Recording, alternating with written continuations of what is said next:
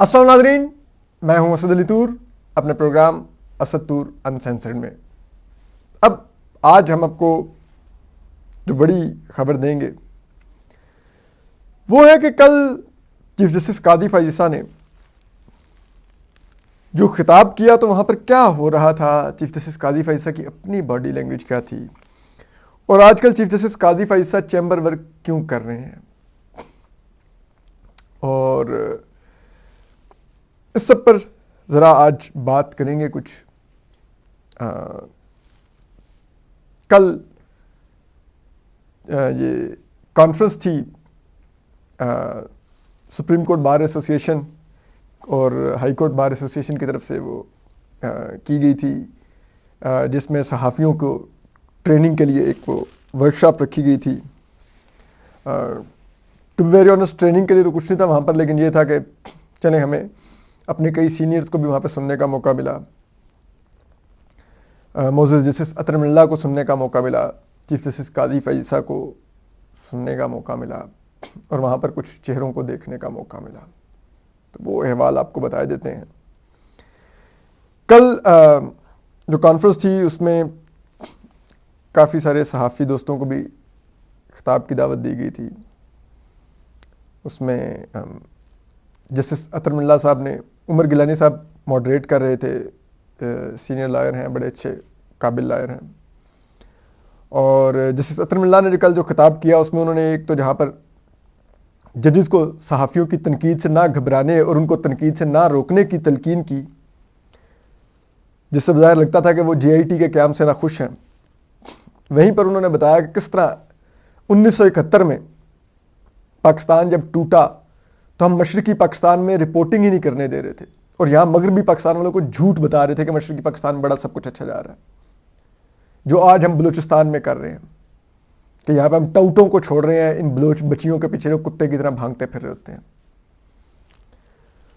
और फिर उन्होंने ये भी बताया कि किस तरह जुल्फ़िकार अली भुट्टो साहब के ट्रायल के दौरान की आप अखबारात जाके पढ़ें कि किस तरह से जुल्फ़िकार अली भुट्टो को शाहिद को मस्क करके उनके खिलाफ जो रिपोर्टिंग की जा रही थी, उनको एक इलेक्टेड प्राइम मिनिस्टर को बजाय इसके एक विक्टिम के, एक कातिल की तरह अखबारात में पोर्ट्रे किया जा रहा था। और आज पूरी पाकिस्तान मानता है कि जुल्फ़िकार अली भुट्टो कातिल नहीं थे, उनको अदालत ने कत्ल किया एक गद्दार आमिर मरदूद ज़ियाउल हक के कहने पर। ठीक, तो आज क्या बदला है पाकिस्तान में? आज यही तो हो रहा है। कल हम मशरक़ी पाकिस्तान में मुजालिम कर रहे थे, आज हम बलूचिस्तान में कर रहे हैं। ठीक है, तो सबक हमने तब भी नहीं सीखा और अब भी हम पूरी कोशिश कर रहे हैं कि मुल्क टूट जाए। हमारी इस्टेब्लिशमेंट यही कोशिश कर रही है, अनवार काकड़ जैसे गंदे गलीज नस्ल के ला के पपेट मिनिस्टर बिठाती है, तो यही कोशिश हो रही है ना। फिर खैर, तो उसके बाद मतीउल्लाह जान साहब ने भी खिताब किया। उन्होंने भी कहा कि जजेस के व्हाट्सएप पे राब्ते और ये वो सहाफ़ी उनसे राब्तों में है और लोग उन सहाफ़ियों को एक राब्ते के ज़रिए के तौर पर जजेस को अप्रोच करने के लिए इस्तेमाल कर रहे हैं और वो सहाफ़ी भी सहाफ़त नहीं कर रहे, कुछ और कर रहे हैं। फिर जो हसनात मलिक साहब हैं उन्होंने भी खिताब किया, वो भी सीनियर सहाफ़ी हैं। उनका ये कहना था कि 2009 से अदलिया और मीडिया का गठजोड़ शुरू हुआ, इफ्तिखार चौधरी के दौर से, लायर्स मूवमेंट के दौर से, अदलिया बहाली तहरीक के दौरान। और लेकिन उसका फिर जो खौफनाक असरात निकले वो ये था कि अदलिया ने पार्लियामेंट और डेमोक्रेसी को अंडरमाइन करना शुरू कर दिया और मीडिया उसमें एक टूल के तौर पे अदलिया के साथ मिलकर खेल रहा था। इसी तरह जो एक और सुप्रीम कोर्ट की जर्नलिस्ट हैं, यंग जर्नलिस्ट मरीम नवाज, जियो न्यूज़ से, उन्होंने भी उस डिस्कशन में पार्टिसिपेट किया, खिताब किया। उन्होंने भी मिसाल दी कि किस तरह से 2021 मई में इंडियन सुप्रीम कोर्ट में एक पिटीशन दायर की इंडियन इलेक्शन कमीशन ने कि इंडियन मीडिया को, कोर्ट रिपोर्टर्स को रिपोर्टिंग से रोका जाए, वो हमारे मामलात जो इलेक्शन कंडक्ट करने के हैं उनको ख़राब कर रही है। तो उन्होंने कहा कि उसके ऊपर इंडियन कोर्ट की जजमेंट आई फिर, और उन्होंने कहा कि बिल्कुल नहीं मीडिया को रोकना, मीडिया ही वो वाहिद जो कोर्ट रिपोर्टर्स हैं जो हम जजेस को आईना भी दिखाते हैं, हमारा एहतसाब भी करते हैं और हमारे आईज एंड ईयर्स भी होते हैं जजेस के, اور لوگوں کے بھی یہی آئیز اینڈ ایئرز ہوتے ہیں. تو ان کورٹ رپورٹرز کو نہیں روکنا. انہوں نے کورٹ رپورٹرز کی اہمیت کو اور ان کی رپورٹنگ کی اہمیت کو تسلیم کیا. انڈین کورٹ نے ججمنٹ دے گئے. تو یہ اہمیت ہوتی ہے کورٹ رپورٹرز کی. اسی طرح آسمہ شرازی صاحبہ نے خطاب کیا. انہوں نے بھی کہا کہ کیا ہم اگر جنرل مشرف کی آمریت کے دور میں، وہ بھی ان اینکرز میں تھی جن پر پابندی لگی تھی، تو انہوں نے کہا کہ اگر جنرل مشرف کی آمریت میں ہم لکھ سکتے تھے اور بول سکتے تھے اس آمریت کے خلاف، تو آج فسطائیت ہے تو اس فسطائیت کے خلاف بھی لکھنا اور بولنا ہوگا. تو یہ تمام کریکٹس آف دا میٹنگ تھے اس کے. لیکن اصل جو چیز تھی وہ چیف جسٹس قاضی فائز عیسیٰ کی تھی. چیف جسٹس قاضی فائز عیسیٰ آئے اور اسٹیج پر ان کو ویلکم کیا گیا اور وہ بیٹھ گئے. میں ان کی باڈی لینگویج اور ان کے چہرے کے تاثرات آبزرو کر رہا تھا. وہ جون ایلیا صاحب کا ایک شعر ہے، میں بھی بہت عجیب ہوں، اتنا عجیب ہوں کہ بس خود کو تباہ کر لیا اور ملال بھی نہیں. تو میں دیکھ رہا تھا کہ چیف جسٹس قاضی فائز عیسیٰ کو احساس ہے کہ انہوں نے کیا کیا ہے. تو مجھے ان کے چہرے کے تاثرات، باڈی لینگویج، اور پھر جو انہوں نے تقریر کے آخر میں کہا کہ میڈیا سے دل کا احوال کہنا چاہتا ہوں، لیکن پھر کہتے ہیں کہ اس سے بھی باتیں شروع ہوں گی، نئے نئے زاویے نکالے جائیں گے. تو مجھے ان کے چہرے کے تاثرات، جس انداز میں کل وہ بیٹھے ہوئے تھے اور جس طرح سے انہوں نے بال بھی نہیں بنائے ہوئے تھے کہ جیسے ہیئر کٹ ہی نہیں پراپر ہوا ہوا، تو اور پھر میں ابھی خطاب پہ بھی ان کے آتا ہوں، اور پھر وہ جس طرح سے، جو کہ ان کی روٹین نہیں ہے، جب بھی وہ ہم سپریم کورٹ میں بھی کوئی ایونٹ ہو تو قاضی صاحب سب سے اچھی طرح پیار سے ملتے ہیں، ہلکا پھلکا گپ شپ لگاتے ہیں، مذاق کرتے ہیں اور پھر جاتے ہیں. لیکن کل وہ نہیں رکے. اور یہ نہیں کہ وہ چیف جسٹس پاکستان بن گیا تو وہ نہیں رکے کہ ان میں کوئی غرور آ گیا، لیکن کل ان کو احساس تھا کہ سب ان کو کس نظر سے دیکھ رہے ہیں. تو وہ فوراً ہی تقریب کے بعد چلے گئے. تو یہ کل کا تھا. ایک مجھے دیکھ کے افسوس ہوا. چیف جسٹس قاضی فائز عیسیٰ کے مجھے کم از کم چہرے پر پریشانی اور ملال محسوس ہوا. شاید میرے ساتھی صحافیوں کو کچھ مختلف محسوس ہوا، مجھے نہیں معلوم.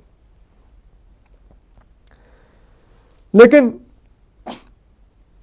مجھے بڑا دکھ بھی ہوا. وہاں پر وہ ٹاؤٹ بھی موجود تھا جو چیف جسٹس قاضی فائز عیسیٰ کی لیگسی 3 ماہ میں کھا گیا.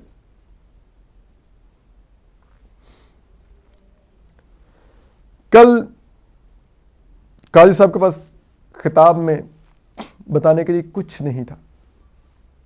ایک رپورٹ جو میرے خیال میں انہوں نے کہا کہ چلو ٹھیک ہے، اس تقریب میں کچھ نہ بولنے کے لیے بجائے خبر بنوں کہ میں نے کچھ بولا نہیں، تو یہ رپورٹ ہی پڑھ دیتا ہوں جو انہوں نے سپریم کورٹ کی 3 ماہ کی کارکردگی کی جاری کی کہ ہم نے اتنے کیسز ڈیسائیڈ کیے ہیں. اور یہ دیکھیں، ہم نے صحافیوں سے ملاقات کی تصویر ہے، یہ بار کونسل سے ملاقات کی تصویر ہے، یہ دیکھیں ہم نے 50 گاڑیوں کا پارکنگ دے دیا لوگوں کو، یہ دیکھیں ہم ایک فنڈامنٹل رائٹس کا مونومنٹ بنا رہے ہیں سپریم کورٹ میں. ان فنڈامنٹل رائٹس کا جن کو خود ہی چیف جسٹس قاضی فائز عیسیٰ صاحب آپ کی عدالت نے تباہ و برباد کر دیا. یہ جو الیکشن کمیشن کے حق میں فیصلہ دے کر پی ٹی آئی سے الیکشن سمبل چھیننے والا، اس کے بعد کون سے فنڈامنٹل رائٹس بچے؟ کیا بچا اس کے بعد؟ ول آف دا پیپل ہی اڑ گئی. آپ نے ہارس ٹریڈنگ کی جہنم کے دروازے کھول دیے ایک سیاسی جماعت کے امیدواروں کو آزاد کر کے. تو کیا اب تو فنڈامنٹل رائٹس کا مونومنٹ نہیں، مقبرہ بنوائیے وہاں پر. اور مجھے جو اس دوران قاضی صاحب کے تو چلے مجھے باڈی لینگویج میں ملال محسوس ہوا، لیکن جس بات کا مجھے آئی مسٹ ایڈمٹ غصہ آ رہا تھا اس ٹاؤٹ کو دیکھ کے کہ اس کے چہرے پر کوئی ملال نہیں تھا. وہ چیف جسٹس قاضی فائزہ کی تقریر کے دوران مزاحیہ جملے اچھال رہا تھا قاضی صاحب کے اوپر, کھیل رہا تھا وہ وہاں پر. کوئی غیرت نہیں. آپ ایک شخص کی لیگسی کھا گئے آئی ایس آئی اور ایک سیاسی جماعت کے ساتھ مل کے, اور وہاں پہ بیٹھے ہوئے آپ, یہ آپ کا کردار ہے. اور قاضی صاحب آپ کو ایک بات بولوں,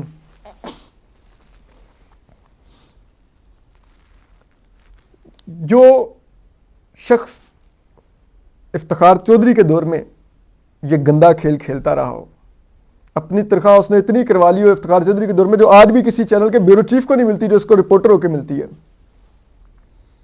ٹھیک ہے. آپ سوچئے کہ اس کے بعد اس کا افتخار چودھری سے رابطہ ہے.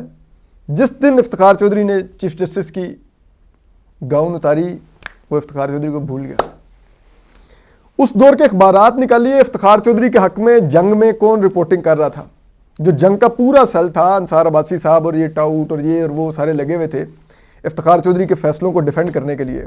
آج دیکھیے یہ سارے بھی کہتے ہیں کہ ہاں افتخار چودھری نے گن تو کیا, اس نے ڈیموکریسی ویک تو کی, اس نے فیصلے ٹھیک نہیں دیے, ریکارڈنگ میں پاکستان کو جرمانہ تو افتخار چودھری نے کروایا, وغیرہ وغیرہ.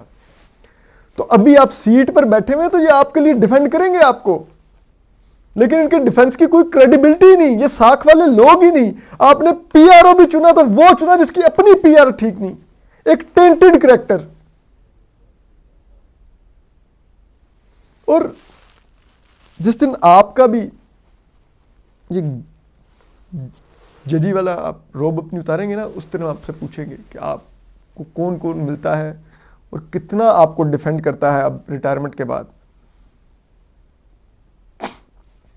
اور قاضی صاحب ایک بات یاد رکھیے گا, ان چہروں نے آپ کو آگے بھی استعمال کیا. جب وہ صحافیوں پر حملے والی پیٹیشن آپ کے کورٹ روم میں لے کے آ گئے تھے, جس پر عمرتا بندیال نے نوٹس لے کے الگ بینچ بنا دیا تھا اور آپ کے بینچ کے فیصلے کو ہیلڈے نے بائنس کر کے بعد میں کالعدم قرار دے دیا تھا.